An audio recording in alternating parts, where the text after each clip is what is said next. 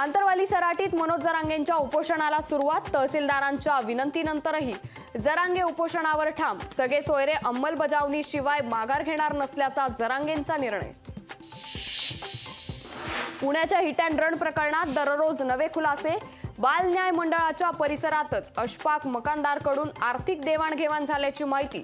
तब्बल 3 लाख रुपये मकानदारने घटकांबळेला दिल्याचं स्पष्ट। एनडीएचं सरकार टिकणार नाही, राऊतांची भविष्यवाणी।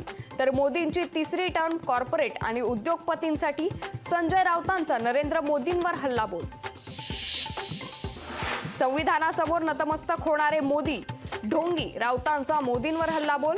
तर दहशत चोऱ्या लबाड्या करून भाजपला फक्त 9 जागा मिळाल्या, राऊतांचा भाजपला खोचक टोला। मोदी सरकारचा खातेवाटपाचा फॉर्म्युला ठरल्याची सूत्रांची माहिती। भाजपला 18 तर घटक पक्षांना 18 मंत्रिपद देणार असल्याची माहिती।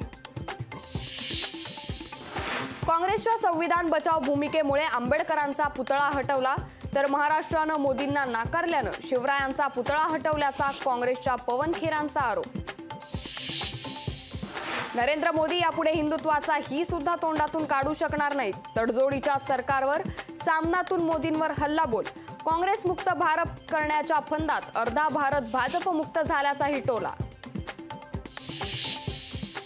नवनीत राणांच्या पराभवाचा संपूर्ण महाराष्ट्राला आनंद झाला। बच्चू कडूंचा राणांना खोचक टोला, तर नवनीत राणांच्या पराभवाला रवी राणाच जबाबदार असल्याचा कडूंचा मोठा आरोप। मलबार जलाशय पुनर्बांधणीचा प्रस्ताव रद्द। पालकमंत्री लोढा यांची घोषणा। जलाशयाची केवळ दुरुस्ती केली जाणार। नीटची परीक्षा तात्काळ रद्द करण्याची अनिल देशमुखांची मागणी। नीटचा पेपर फुटणे गंभीर बाब असल्याची देशमुखांकडून चिंता व्यक्त। दिल्लीत उद्या पंतप्रधान मोदींच्या शपथविधी सोहळ्यासाठी 10 लोकोचालकांना निमंत्रण। आशिया खंडातील पहिल्या महिला लोको पायलट सुरेखा यादव यांनाही शपथविधीचं निमंत्रण।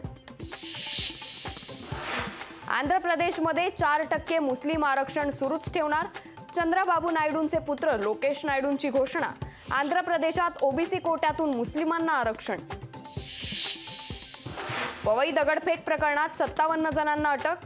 अतिक्रमण विरोधी कारवाई दरम्यान पोलीस आणि महापालिका अधिकाऱ्यांवर स्थानिकांनी केली होती दगडफेक।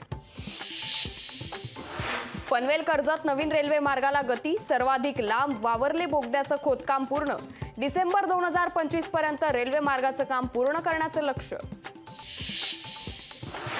गोंदिया जिल्ह्यात वादळी वाऱ्यासह मान्सूनपूर्व पावसाची हजेरी।